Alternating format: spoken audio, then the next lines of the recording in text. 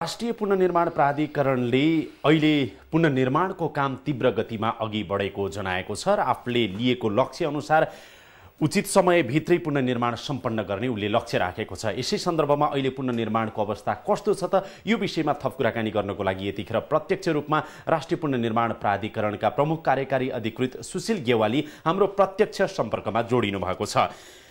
गेवालीज्यू, यहाँलाई इमेज समाचारमा हार्दिक स्वागत छ। धन्यवाद।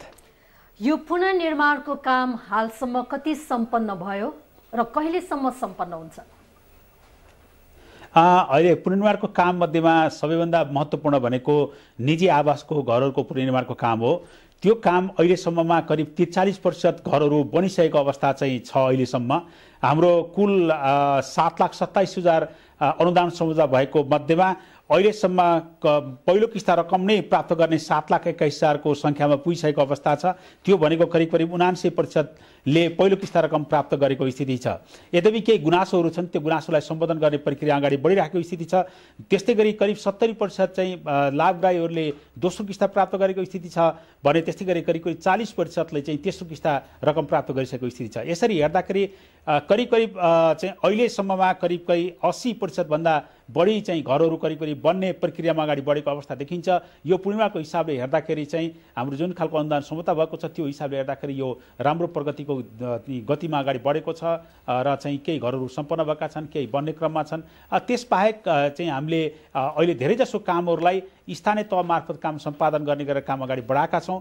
त्यसो गर्दाखेरि स्थानीय जनताका समस्याहरू त्यहाँ थाहा हुने, घरहरू बन्ने कुरालाई सहयोग पनि चाहिँ बन्ने, यो खालको प्रक्रियाका साथ अगाडि जाने खालको अवस्था सिर्जना भएको छ। तपाईले निजी घरहरूको त कुरा गर्नुभयो, तर सम्पदा पुनर्निर्माणको अवस्था कस्तो छ, शैक्षिक संस्थाहरू पुनर्निर्माणको अवस्था कस्तो छ र स्वास्थ्य संस्थाहरूको पुनर्निर्माण र सरकारी भवन सार्वजनिक भवनहरूको पुनर्निर्माणको अवस्था चाहिँ कस्तो छ? अहिलेसम्म करिब हाम्रो 753 वटा सांस्कृतिक सम्पदाहरूको पुनर्निर्माण गर्नुपर्ने थियो कुल।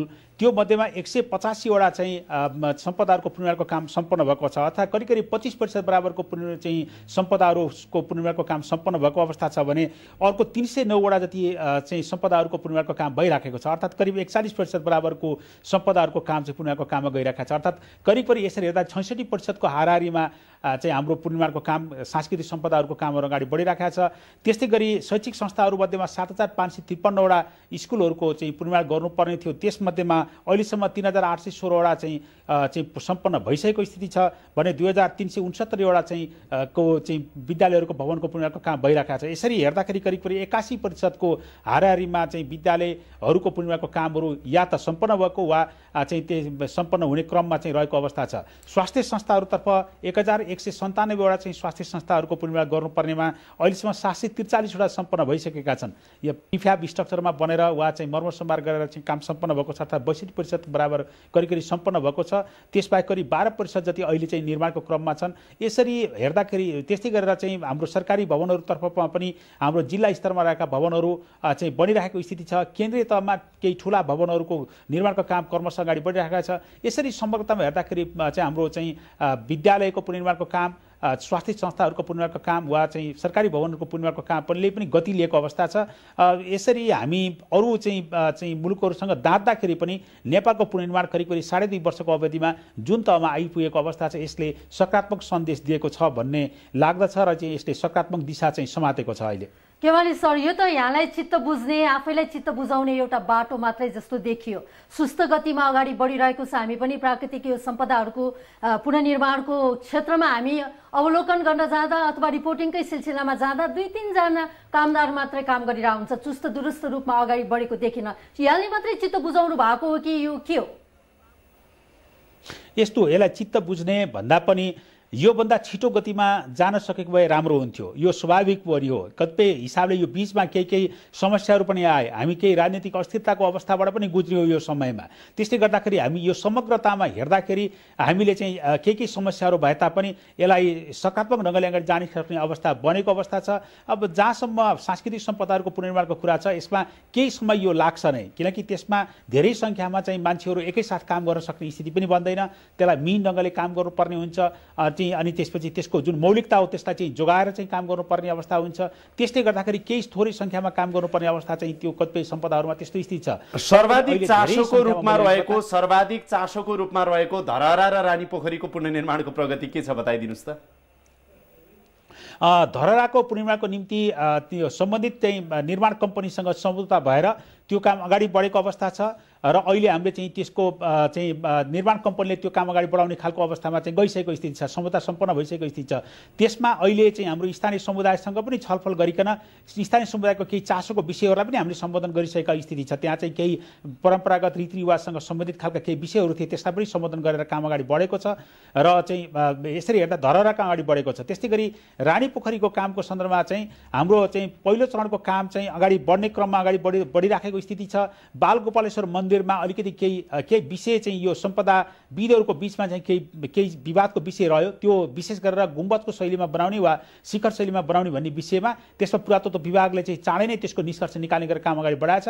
हामी सम्भवतः दीपावली अगाडि नै त्यो कुन शैलीमा बनाउने भन्ने खालको कुराको निष्कर्ष निकालेर त्यो काम पनि अगाडि बढ्ने स्थितिमा जान्छ। र पानीको व्यवस्थापन गरेर पोखरीलाई चाहिँ हजुर तपाईँ अब प्रमुख कार्यकारी अधिकृत भएर आइसके पछाडि के कस्तो योजना बनाएर अगाडि बढ्दै हुनुहुन्छ र तपाईँको अहिलेको तत्कालको कार्ययोजनाहरू कस्तो छ छोटोमा बताइदिनुहोस् न। यसमा विशेष गरेर हामीले અહીં बताएँ अब हामी संहितामा यो मुलुक गइसकेको स्थिति भइसकेका हुनाले हामी बढीभन्दा बढी कामहरू स्थानीय तह मार्फत चाहिँ सम्पादन गर्ने गरेर अगाडि बढाउन खोजिराखेका छौँ। त्यसैले प्रत्येक स्थानीय तहमा हामी चाहिँ योजना चाहिँ स्थानीय पुनर्निर्माण योजना बनाउने प्रक्रिया सुरु भएको अवस्था छ।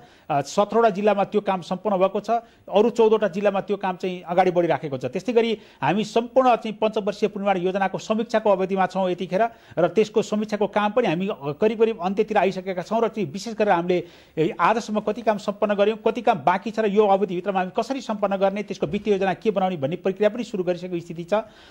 र त्यसको साथसाथै अहिले हामीले चाहिँ विशेष गरेर केही समस्याहरू केही इस्युहरू केही मुद्दाहरू थिए निजी आवासको पुनर्निर्माणको हकमा पनि, जस्तो हाम्रो चाहिँ लाल पूर्जा नभएकोहरूलाई कसरी दिने, सुकुम्बासीहरूलाई कसरी सम्बोधन गर्ने, निर्माण बनिसकेका घरहरूलाई कसरी सम्बोधन गर्ने लगायतका विषयहरू थिए। त्यसलाई पनि हामीले सम्बोधन गरिसकेका छौँ। निर्देशक समितिबाट त्यसको निर्णय बनेर चाहिँ काम अगाडि बढिसकेको छ।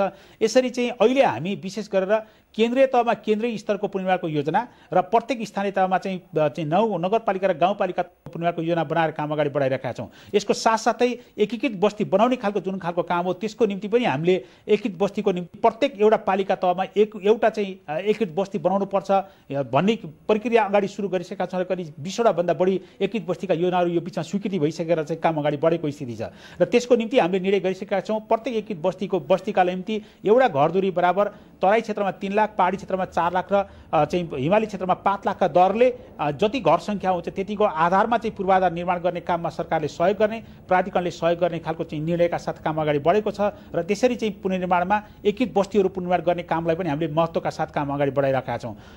यस्तै गरी गुम्बा पुनर्निर्माणको निम्ति पनि हामीले चाहिँ करिब 250वटा गुम्बाहरूको पुनर्निर्माण गर्नुपर्ने पुरातात्विक सम्पदामा देखिएको छ। त्यसलाई काम अगाडि बढाउने र अरू गुम्बाहरूलाई हामीले स्थानीय तहसँगको चाहिँ संयोजनामा काम अगाडि बढाउने ढङ्गले पनि काम अगाडि बढाएका छौँ। यसरी चाहिँ हाम्रो संरचनामा चाहिँ नयाँ यो कार्ययोजनाका साथ स्थानीय तहलाई समेत पनि साथमा लिएर काम अगाडि बढेको अवस्था छ। जगदीश जी, अहिले प्रमुख कार्यकारी अधिकृतज्यू यो समय अनि संवादका लागि तपाईँलाई धेरै धेरै धन्यवाद छ।